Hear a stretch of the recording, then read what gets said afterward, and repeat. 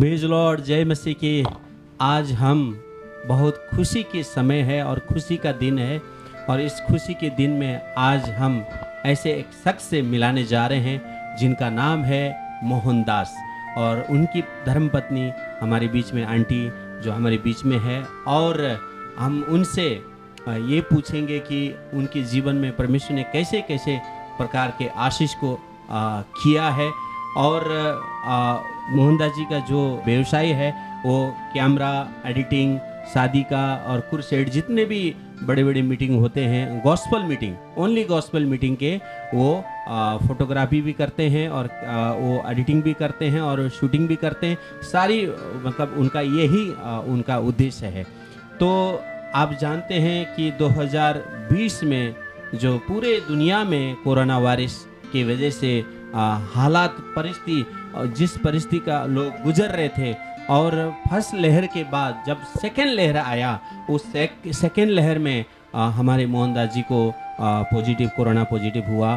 तो किस प्रकार से हुआ, कैसे हुआ, उस हालात में, उस परिस्थिति में आज हम मोहनदास जी से ज़रूर पूछेंगे और उनके इस अनुभव को हम सुनेंगे, आंखों अपने कानों से सुनेंगे और देखेंगे कि परमेश्वर ने उनके जीवन में किस प्रकार का चमत्कार किया और कार्य किया। तो हम पूछना चाहेंगे मोहनदास जी, आपसे हम पूछना चाहते हैं कि ये सेकेंड लहर में किस प्रकार से ये हालात में, इस परिस्थिति में आपको ये कोरोना वायरस हुआ और किस प्रकार से हुआ, कैसे सिचुएशन में हुआ, आज हम दर्शकों को बताएंगे।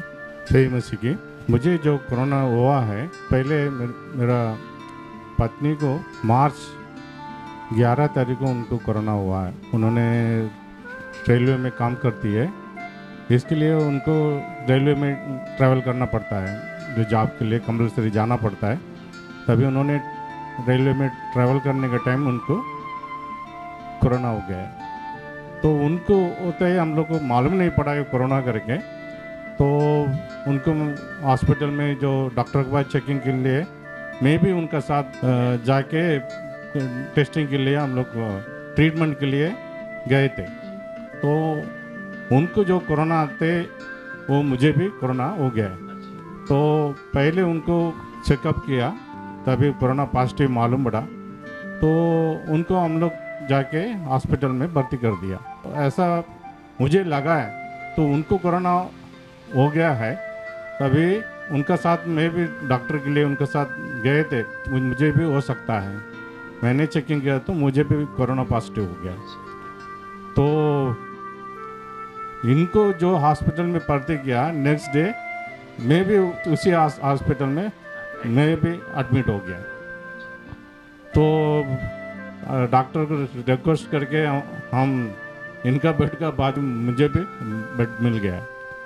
तो मेरा पत्नी का जो ट्रीटमेंट हो रहा था वो हमको भी हो रहा था, कुछ इतना खास बात नहीं था। लेकिन मैंने क्या किया, मैंने ठंडा पानी से, बिना जानकारी से मैंने ठंडा पानी में स्नान कर दिया। मुझे क्या हो गया, वो ठंडा पानी में स्नान किया, इसके लिए निमोनिया हो गया, और मुझे शुगर भी है, डायबिटिक पेशेंट है। तो मुझे ये काश मुझे सीरियस हो गया, मेरे को ज़्यादा कोरोना का असर पड़ा मुझे। एंड मेरा मिसेस तो जो दिन था वो जो 7-8 दिन तुम रहना चाहिए, उसको जो ट्रीटमेंट होके ठीक होके चले गई। लेकिन मुझे शुगर है, डायबिटीज है, इसके लिए मुझे ज़्यादा ये हो गया, बात हो गया। मुझे निमोनिया के वास्ते मेरा छाती में पूरा कफ भर गया, श्वास होने के लिए बहुत तकलीफ हो गया। ऑक्सीजन का ज़रूरत पड़ा, ऑक्सीजन लगाया, फिर भी छाती में मेरे को कम से कम 80% का ऊपर मेरे को कफ भरे लेता मुझे। इसके वास्ते मेरा परिस्थिति बहुत खराब हो गया, आईसीयू में जाना पड़ा। तो आईसीयू में जाके मुझे ऑक्सीजन लेवल बहुत ज़्यादा मुझे ज़रूरत पड़ा। तो पहले मुझे जो फर्स्ट लेवल ऑक्सीजन था, बाद में वो ज़रूरत ज़्यादा पड़ा कि सेकंड लेवल में चले गया, बाद में तीसरा लेवल में भी चले गया। तो बहुत ही कठिन बात था। ऐसा मेरे को एक ज़रूरत पड़ा एक मेडिसिन का, उसका भाव तो कम से कम 40,000 रुपया एक इंजेक्शन का। तो 20 ml का 40,000 रुपया का जो इंजेक्शन था वो मिलना भी बहुत मुश्किल था। तो भी मेरा बेटी ने इधर उधर करके कैसा भी वो जो इंजेक्शन ला के दिया। तो फिर भी डॉक्टर ने बताया 72 आवर्स का टाइम दिया। तो 72 आवर्स तक कुछ बोल नहीं सकता है, बच भी सकता है नहीं बच भी सकता है। तो प्रेयर करने के लिए सब जगह में डॉक्टर ने बोला। तो हमारा चर्च में पास्टर ने सब जगह में हमारा मदर इन लॉ सब कुछ हमारे लिए प्रेयर किया। बहुत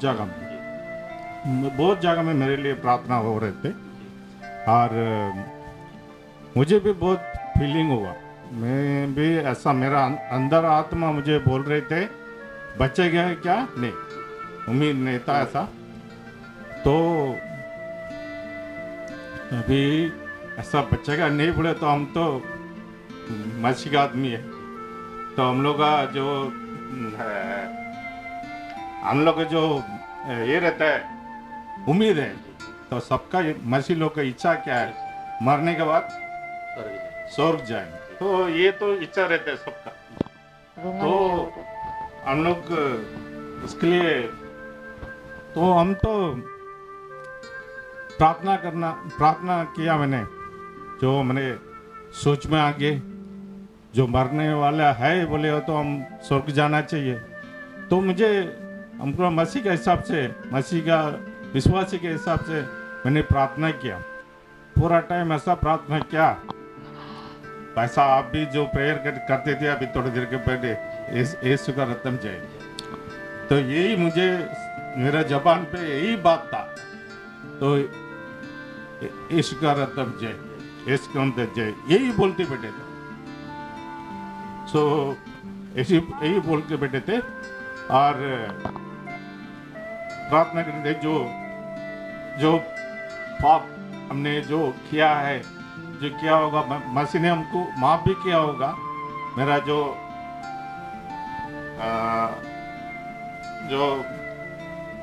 पाप उसका तो हम लोग कबूल करते हैं, तो परमेश्वर ने माफ किया। फिर भी अंतिम टाइम जैसा हमको लग रहा है तो मैं भी परमेश्वर से माफी मांगा। अभी हम मर जाएंगे तो परमेश्वर आपका स्वर्ग में लेने के लिए मुझे जो पाप है सब क्षमा करो, ऐसा प्रार्थना में मैं रहता था। तो परमेश्वर का जो हमारे ऊपर कृपा था और सब लोग प्रेयर कर रहे थे इसके वास्ते। तो हमारा 72 आवर्स मेरा बीत गया, चले गया। डॉक्टर भी बोलने लगे, आके चेक कर देते तो एक दिन में 3 बार आके चेक करते थे। और ये सब बोलने के बाद डॉक्टर ने बोला 72 आवर्स के बाद मुझे आके चेक किया, आपका इम्प्रूवमेंट अच्छा हो रहा है। मेरे को ऐसा थम्स अप दिया, ऐसा बताया, ऐसा किया। तो मैं भी ऐसा किया। तो उन्होंने बाद में ऑक्सीजन का लेवल भी बढ़ते गए, फिर घटते गए और कम ऑक्सीजन मेरे लिए ज़रूरत पड़ा। और होते होते मेरा लेवल ऑक्सीजन लेवल कम होते अप्रैल 1 तारीख को पहले मार्च 31 तारीख को हमारा ऑक्सीजन पूरा निकाल दिया। निकालने के बाद बोले एक दिन आप बिना ऑक्सीजन में रह के बताना कैसा देखेंगे। अगर बिना ऑक्सीजन से आप रह सकते बोले हो तो आप नेक्स्ट दिन आप जा सकते हैं। तो मार्च 31 दिन पूरा दिन में बिना ऑक्सीजन था। अप्रैल 1 तारीख मैंने हॉस्पिटल से डिस्चार्ज हो के बाहर आ गया। तो सब लोग ये बोल रहे थे, तो बात है सब लोग आप भी बोल रहे थे मसीह के लिए हम जो वीडियो शूटिंग करते हैं ये करते हैं, तो आप मसीह के लिए बहुत मतलब ऐसा काम किया तो मसीह ने आपको छोड़ेगा नहीं, आपको बचाएगा। और आप वो उससे जो काम करते लिया है वो लोग भी बताए थे आप बहुत कुछ करना है, तो आप मसीह आपको जल्दी लेगा नहीं, जल्दी उनके पास नहीं लेगा, आप बहुत कुछ करना है। तो इसलिए आप मसीह आपको और बचाएंगे और आपका दिन और भी है, तो ये बताया। और मेरा मिसेस भी उनको नॉर्मल था, तो उसके लिए एक हफ्ता में वो ठीक होकर बाहर आ गई। इसका बीच में मेरा बेटी का भी कोरोना हो गया।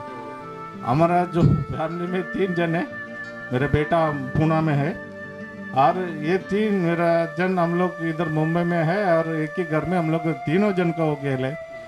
और बाद में मेरा मिसेस सब ठीक होके बाहर आने के बाद, मैं एक हफ्ता आईसीयू में रह के बाहर आने के बाद मेरा बेटी की भी कोरोना हो गया, तो वो भी नॉर्मल परिस्थिति में वो भी ठीक होके बाहर आ गई। बहुत बहुत सुंदर, बहुत सुंदर। सचमुच आपको परमेश्वर ने ही, क्योंकि आपने अपना जीवन जन्म से ही मतलब बड़े होकर होश संभाल कर जब आप मसीह में आए और मसीह में चल रहे हैं और मसीह का काम कर रहे हैं, तो मसीह आपको डेफिनेटली मसीह ने ही आपको बचाया है। तो आंटी आपसे हम पूछना चाहेंगे कि इस परिस्थिति में, इस हालत में, अभी मोहनदास जी तो आईसीयू में थे, फिर आपको भी एक हफ्ता के बाद ही आप आए, और उस दौरान आपके साथ कैसा अनुभव हुआ, कैसा आपने महसूस किया? और दुनिया में बहुत हाहाकार चल रहा है, न्यूज़ में हम देख रहे थे, न्यूज़ में बहुत हाहाकार है, ऑक्सीजन की कमी है, कोई हॉस्पिटल एडमिट नहीं मिल रहा है, कब्रिस्तान में जगह नहीं मिल रहा है, इस तरीके का हम हालात को थे उस टाइम पे। तो ऐसे समय में आपके साथ जो हुआ, तो ये किस प्रकार से आपने उस अनुभव को देखा और समझा है, तो बताएंगे ज़रा आंटी। मेरा अनुभव में मतलब मुझे कोरोना हुआ जी। एक हफ्ता में बहुत हॉस्पिटल में चले गए। उसके बाद मेरे हस्बैंड को उनको तो बहुत ही डीपली बहुत इफेक्ट हो गए। उस बीच फिर मैं डिस्चार्ज होके घर पर आई। फिर मैं घर पे आने के बाद जिस दिन मैं घर पे आई उसी दिन मेरी बेटी को कोरोना के लिए एडमिट किया गया। अच्छा। उस बीच मेरे हस्बैंड भी उधर ही हॉस्पिटल में, ऑस्कर हॉस्पिटल। तो मैं अकेली घर पे आ गई। मुझे तो बहुत रोना है, मतलब मैं क्या करूं। अब मेरे पति और बच्ची दोनों एडमिट है, तो मुझे खाना बनाने का कुछ क्या करूं, मुझे कुछ समझ में नहीं आया। फिर मैंने सिर्फ प्रेयर, और इनका हालत एक एक दिन बिगड़ते जा रहा था। तो उस बीच में फिर मैंने बहुत फिर प्रेयर किया, और हालत मेरी लड़की उस बीच में, उसको माँ पिताजी को देखूं, मुझे मम्मी को देखूं, दोनों का हालत, मुझे इधर और उसके डैडी उसके पास। तो उसके बीच में उसको दवाई मंगाना, ये मंगाना, उसमें मेरी बेटी भी बहुत परेशान। इनका तो हालत बिगड़ते जा रहा है। He was in hospital I think for 20 days। उनका हालत बहुत, उनको ऑक्सीजन लेवल 1 से 2 आईसीयू में शिफ्ट कर दिया। तो और मुझे मेरी बेटी ने ये नहीं बताया कि आप उधर शिफ्ट क्या करके थे। मेरे को चिंता हो रही, अभी तक क्यों नहीं डिस्चार्ज दे रहे, जबकि मुझे एक हफ्ता में छोड़ दिया। इनको और दिन बढ़ते जा रहे हैं, डिस्चार्ज नहीं हो रहा है। तो बेटी ने बोला चिंता मत कीजिए, मैं हूँ पापा के साथ, मैंने सब दवाई के लिए सब कोशिश कर दी, कल डॉक्टर आएंगे तो कल डिस्चार्ज देंगे। मगर इनको बहुत तकलीफ हो गई, और मगर यीशु मसीह ने इनको बचा लिया। इसके लिए यीशु मसीह का बहुत बहुत धन्यवाद करते हैं। यस, आमीन। सच्ची आंटी, ये परमेश्वर का ही अनुग्रह है, परमेश्वर का आशीष आप लोग के जीवन में बहुत है, क्योंकि आपका पति परमेश्वर के काम को करते हैं, आप अपना जॉब करते हैं, सब कुछ करते हैं, लेकिन परमेश्वर का अगर अनुग्रह ना रहे, उसका प्रेम ना रहे, तो ये सब कुछ भी हो सकता है। आप देख रहे थे न्यूज़ में, पैसा देने के बाद भी, इतना खर्च करने के बाद भी आदमी नहीं बच रहा है, और वो हॉस्पिटल में दिखा रहा है पैकिंग के ऊपर पैकिंग। तो इस तरीके के बात हुआ, लेकिन परमेश्वर ने आप लोगों के ऊपर बहुत बड़ा कृपा किया है, और आपके ऊपर अनुग्रह किया है और परमेश्वर ने आपको अभी बचा के रखा है और आगे भी बचा के रखेंगे। तो आप दर्शकों से आप क्या बोलेंगे मोहनदास जी? अब जब हॉस्पिटल से आप अभी ठीक हैं और आंटी भी ठीक है, आपकी बेटी भी ठीक है, तो अब आने वाले समय में अगर कोई भी ऐसा परिस्थिति आए तो किस तरीके से हमें हिम्मत करना है, हिम्मत के साथ चलना है, तो आप अगर दर्शकों को बताएंगे तो और अच्छा होगा। मेरा जो कोरोना होने के बाद भी मैंने एक्चुअली परमेश्वर से 60 उम्र ही मांगा था। तो बाइबल के हिसाब से 60 उम्र ठीक है, 70 तक मसीह का कृपा रहेगा, 70 तक जाएगा। लेकिन 70 के बाद जो जीवन है वो इतना सुखी नहीं रहता है, उतना अच्छा नहीं रहता है। तो 60 उम्र मांगा तो मुझे परमेश्वर ने दे दिया 60 उम्र। मेरा उम्र 61 है। तो हाई फिर भी मेरा मन में इच्छा था, मेरा मम्मी अभी तक जिंदा है, तो मुझे ऐसा आशा थी।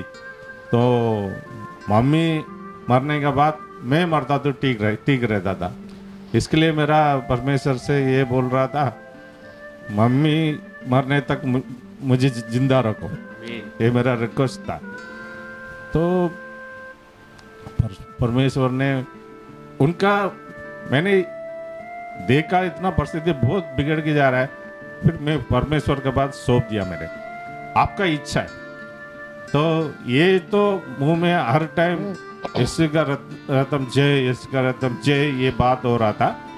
और फिर भी मैं बोलने ऐसा बोल दिया, परमेश्वर आपका इच्छा होगा तो आप मुझे बचाए। तो ये बोल दिया, मैं ऐसा बोलते बैठा था, आपका इच्छा होता तो परमेश्वर का जो इच्छा थी उन्होंने मेरे को जीवन दिया है। तो ऐसा तो मैं यीशु मसीह के लिए जीता हूँ, उसका जो हर काम करते मेरा जीना मेरा पसंद है।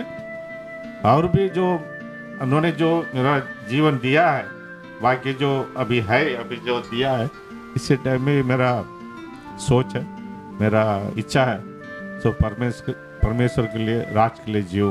उनके लिए कितना तक हम सेवा कर सकता है उतना तक मैं करते आए ले। अभी भी परमेश्वर मेरे को ऐसा कृपा देना चाहिए करने के लिए, मैं करने के लिए तैयार हूँ। सचमुच आपका ये इंटरव्यू और आपका गवाही, टेस्टमनी और आंटी, सचमुच परमेश्वर का अनुग्रह आप सबके ऊपर है और रहेगा और हमेशा रहेगा। और परमेश्वर ने आपको कुछ योजना रखा है। इस दुनिया से हम एक दिन तो सबको जाना है ना, क्योंकि बाइबल एक पहला थिस्सलुनीकियों का 6:7 में ऐसा लिखा है, हम क्या लेके आए थे और क्या लेके जाएंगे, है ना। क्या लेके आए थे और क्या लेके जाएंगे। जो भी आप यहाँ किए हैं वो एक दिन सब कुछ छोड़ के जाना है। तो मसीह ने आपको अभी तक संभाला है और आगे भी आपको संभालेगा। और मैं आपको धन्यवाद देता हूँ आंटी, आपके लिए भी, और मोहनदास जी आपके लिए भी धन्यवाद देता हूँ। सचमुच आपके ये अनुभव से बहुत से लोग जितने भी सुनने वाले हैं उनके मनों को परमेश्वर बहुतायत से आशीष करे। और हम भी यही दुआ करेंगे कि आप लोगों को भी परमेश्वर बहुत बहुत बहुत आशीष करे और हर एक बुराई से, हर एक संकटों से, हर एक समस्याओं से परमेश्वर आपको बचाए। और प्रभु का अनुग्रह, प्रभु की कृपा आप सभी के ऊपर हमेशा बनी रहे, ये हमारी प्रार्थना है। और दर्शकों से हम विनती करते हैं, भाई और बहनों, आप हमारे मोहनदास जी के लिए, आंटी के लिए, इनके परिवार के लिए आप जरूर प्रार्थना करें, क्योंकि सबसे बड़ा हथियार है प्रार्थना।